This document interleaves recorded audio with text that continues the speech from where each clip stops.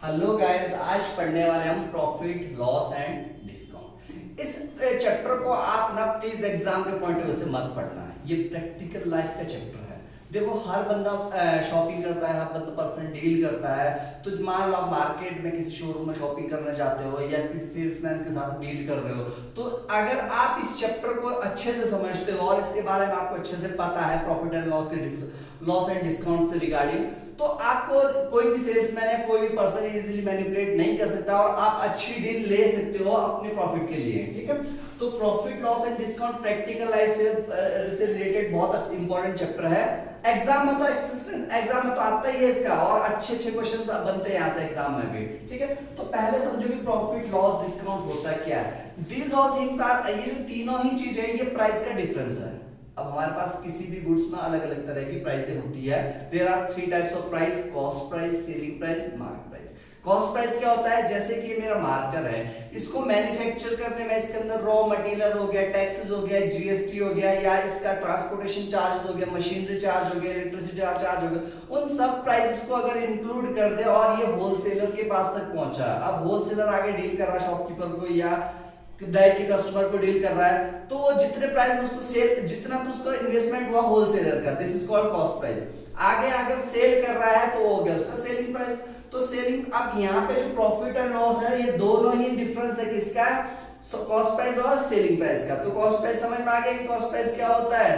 किसी भी गुड्स को गुड्स में जितना भी इन्वेस्टमेंट है वो सारा कॉस्ट प्राइस के अंदर आता है। उसके बाद आगे जो नेक्स्ट कस्टमर तक पहुंचती है प्रोडक्ट, वो उसका सेलिंग प्राइस हो गया।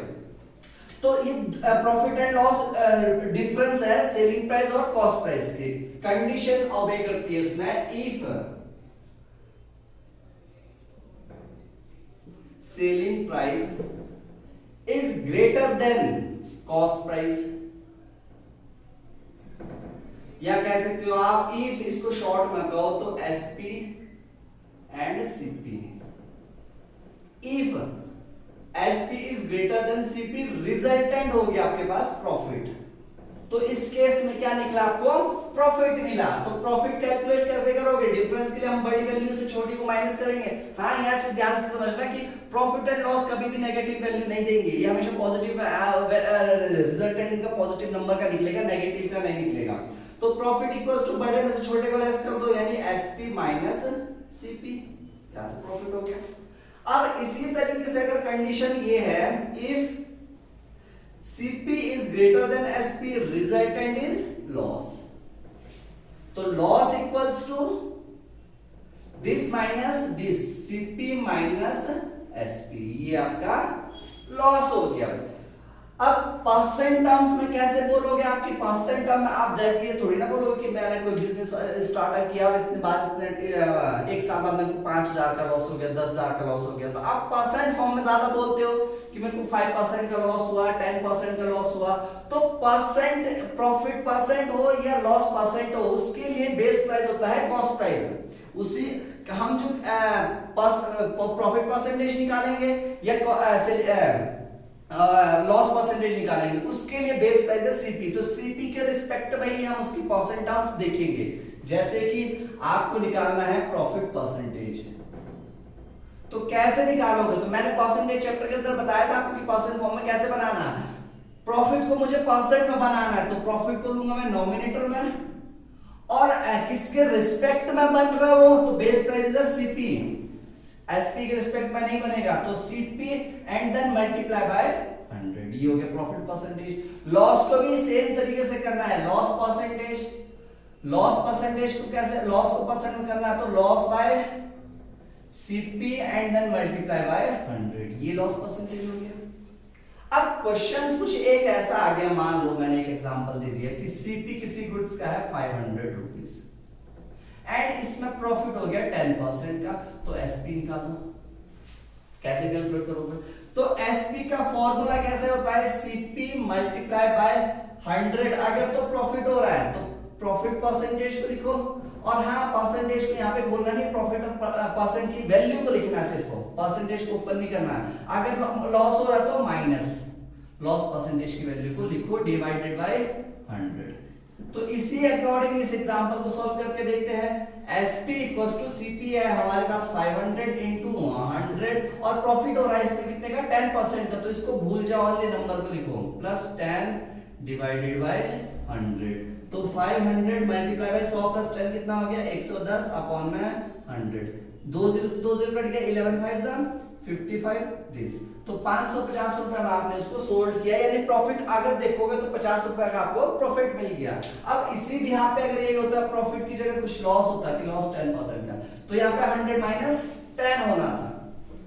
तो आई होप समझ में आ गया होगा प्रॉफिट एंड लॉस ओवरऑल। और हाँ, इनमें ज्यादा फॉर्मूलाज यूज मत करना, ज्यादा फॉर्मूला की जरूरत भी नहीं पड़ती है कि छोटे छोटे ट्रिक्स वाले फॉर्मूले बने हो, क्योंकि प्रैक्टिकली अगर आप देखोगे बैंकिंग एसएससी के क्वेश्चंस तो वो होते कंसेप्ट बेस पे, लॉजिकल बेस पे, किसी भी फॉर्मूले का यूज नहीं होता है। जितने मैंने फॉर्मूला बताया इसके बाहर कुछ है ही नहीं। इसके बाहर कोई भी क्वेश्चंस उठा के देखना, वो कोई भी क्वेश्चन आप मुझे चैलेंज करना, तो मैं इसी के अंदर रह के उसको सॉल्व करके बताऊंगा, इसके बाहर कुछ भी नहीं है। तो ज्यादा फॉर्मूले के पीछे मत भागना।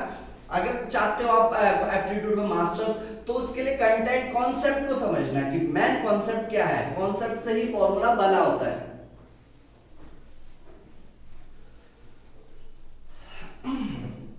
नेक्स्ट समझेंगे हम डिस्काउंट। जिस हिसाब से मैंने बताया था, जो प्राइस को मैंने 3 तरीके से डिफाइन किया था। देखो यहाँ पे प्राइस को आपने डिफाइन किया था, there are 3 types of price, CP, SP and MRP। इसके बहुत सारे नाम होते हैं, इसके टैग प्राइस और इसको लीस्ट प्राइस और भी बहुत सारे नाम दे सकता है, तो कंफ्यूज नहीं होने का। ये जो MRP, list price, tag price और रिटर्न प्राइस, ये किसी भी गुड्स पे रिटर्न होता है। जैसे कि आप कोई चीज खरीदते हो तो उसके वहां पे एक टैग लगा होता है फिक्स प्राइस का, यानी इतने का है, और डिस्काउंट उसके ही रिस्पेक्ट में दिया जाता है। तो अगर डिस्काउंट देखोगे तो डिस्काउंट के लिए इस प्राइस का कोई लेना देना नहीं रहता था CP का। अब CP का इसमें कोई इन्वॉल्वमेंट नहीं है, वो इन दोनों प्राइस का डिफरेंस है। यानी डिस्काउंट को आप चेक करोगे, discount is equivalent of MRP minus SP। हाँ, MRP is always greater or equals to SP. MRP cannot be less than SP. MRP जितना प्राइस है, या तो आप उसके इक्विवेलेंट रख सकते हो SP को, या उससे छोटा रखोगे। SP हमेशा उससे बड़ा कभी भी नहीं होगा। हाँ, ये हो सकता है कि MRP is equal to SP, there is no discount, यानी जीरो डिस्काउंट। आपको क्या जितना लिखा हुआ था प्राइस उतने में ही आपको गुड्स मिली है, तो आपको कोई डिस्काउंट नहीं मिला, आपको जीरो डिस्काउंट मिला। अगर MRP ग्रेटर निकल रहा है SP, तो डिस्काउंट यहाँ पे कुछ ना कुछ है। वो 1 रुपए का होगा, 2 रुपए होगा, 100 रुपए होगा, जितने पर का भी मर्जी होगा, पर डिस्काउंट वहां पे होगा कुछ ना कुछ। अब डिस्काउंट परसेंटेज निकालना है, कैसे कैलकुलेट करोगे? तो डिस्काउंट के परसेंटेज के लिए भी वही बात है कि अब यहाँ पे बेस प्राइस की बात आ जाती है, क्योंकि हमने CP को तो इन्वॉल्व नहीं कर रहे, CP का तो यहाँ कोई रोल नहीं है। तो इसके लिए बेस प्राइस अब यहाँ पे MRP है, MRP के ही रिस्पेक्ट में डिस्काउंट परसेंटेज कैलकुलेट किया जाता है, CP का यहाँ पे कोई रोल नहीं है। तो discount percentage equals to discount over MRP multiply by 100। यहां से आप डिस्काउंट परसेंटेज कैलकुलेट कर सकते हो। फॉर्मूला चाहूं तो मैं काफी सारे बना के दे सकता हूँ, शॉर्ट ट्रिक्स वगैरह, क्या फायदा, उनका यूज ही नहीं है एग्जाम के अंदर। एग्जाम आता प्रैक्टिकल, और ये उनमें से एक क्वेश्चन ये भी है।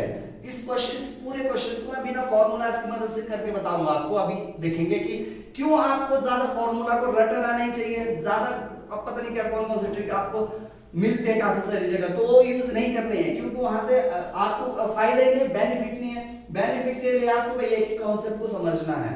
अब उसी तरह का मैं एक एग्जांपल लेके आया हूं क्वेश्चंस, और ये प्रीवियस ईयर में पूछा गया हुआ क्वेश्चंस है। आप कहीं पे भी चेक कर सकते हो, इस तरह टाइप के क्वेश्चंस मिलेंगे, और ये प्रीवियस ईयर में पूछा गया क्वेश्चन है। तो एटलीस्ट थोड़ा बहुत आपको आइडिया मिल जाएगा कि एग्जाम में कैसे कैसे क्वेश्चंस बनते हैं प्रॉफिट और लॉस के, और कितना रोल है फॉर्मूले का, और कितना रोल है कॉन्सेप्ट का, और कितने ज्यादा हेल्प मिलेगी आपको कॉन्सेप्ट से, और कितना आप फॉर्मूले की हेल्प ले सकते हो। जैसे कि यही क्वेश्चन देखो, यहाँ पे question is saying that the profit earn by selling an article for ₹515 is equal to the loss incurred when the same article is sold for ₹475. What should be the selling price of the article for making 40% profit. क्या समझने को मिला?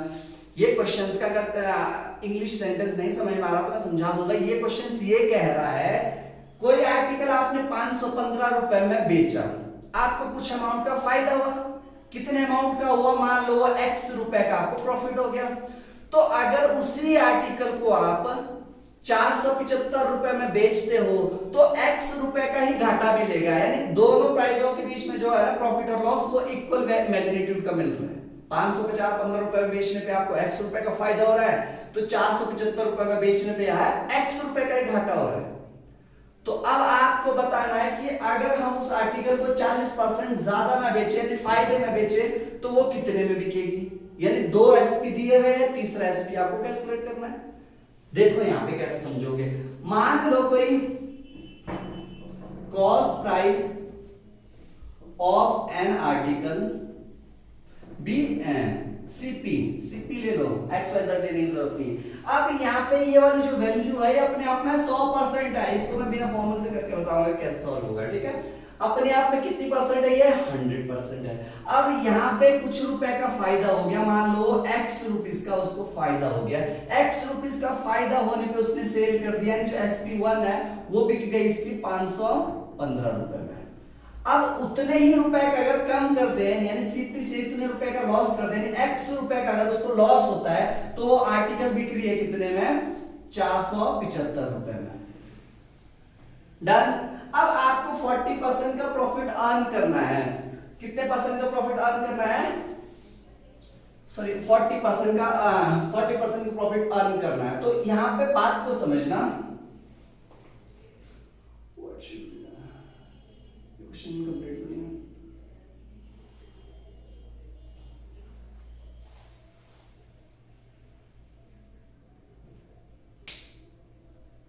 Okay, इस question को देखो, इस तरीके से आप कर सकते हो।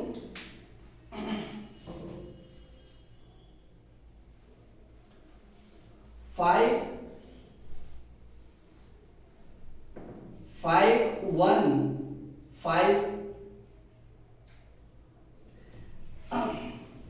इस क्वेश्चन को आप इस तरह समझो, शॉर्ट तरीके से समझाता हूं मैं। अब यहां से अगर आपने यहां तक पहुंचना है तो कितने का डिफरेंस आ रहा है, देखो यहां पे, यहां से यहां तक कितने कैसे पहुंच रहे हो आप, 475 प्लस x रुपए और ग्रो कर रहे हो, फिर साथ साथ आप और x रुपए ग्रो कर रहे हो, तो इक्वल बन रहा है ये वाला अमाउंट, 515 रुपीस का अमाउंट बन रहा है। 475 प्लस x कितना x हो गया, 2x रुपीस का हो गया, 515 के इक्विवेलेंट हो गया। यानी यहां से आप यहां तक पहुंचने में 2x का डिफरेंस हो गया, ठीक है। 475 equals to plus 2x equals to 515, इसको उधर लेके जाओगे किसमें जाएगा, माइनस में, यानी 2x equals to 515 minus 475, 0 and 4, कितने रुपए, यानी 2x का वैल्यू आ गया 40 रुपीस, x का वैल्यू आ गया 40/2, यह आ गया 20 रुपीस। अब यहां से आपको सीपी मिल जाएगा। सीपी कितना मिलेगा, देखो यहां पे सीपी प्लस 20 इक्वल कहां पहुंचे हो आप, 515 पे। तो सीपी बराबर कितना हो जाएगा, 515 माइनस 20, तो सीपी बिकम 495 रुपीस। अब सीपी अपने आप में, सीपी की वैल्यू आ गया 495, ये अपने आप पे 100% है। अब ग्रोथ कितनी हो रही है, जो नेक्स्ट SP3 होगा वो कितना हो रहा है, 100 में 40% और एक्स्ट्रा कर दो, which means 140% of what amount, 495 rupees. तो यहां से आपको SP3 मिल जाएगा। 140 डिवाइडेड बाय 100 इंटू 495, एक 0 से 0 काट लो, 2 से काटो इसको, 5 टाइम, ये कट गया 7 टाइम, 5 9 45, 5 9 45, 7 इंटू 99, ये आपका आंसर मिल जाएगा। जितना भी इसका आंसर होगा वो यू कैन चेक इट, आप इसको सॉल्व करके देख सकते हो कितना वैल्यू बन रहा है। तो इस तरीके से देखो, आपने इस क्वेश्चन के अंदर मैंने कोई भी फॉर्मूला नहीं लगाया, मैं मानता कि कॉन्सेप्ट को समझा कि कॉन्सेप्ट क्या कह रहा है, लैंग्वेज क्या कह रही थी, लैंग्वेज को फॉलो करते हुए मैंने कॉन्सेप्ट के थ्रू इसका आंसर निकाल दिया। वो आपका आंसर होगा, जो भी आप इसका आंसर होगा वो आप देख सकते हो।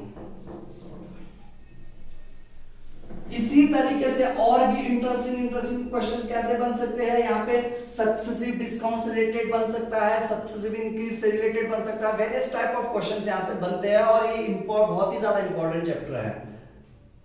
चलो आई होप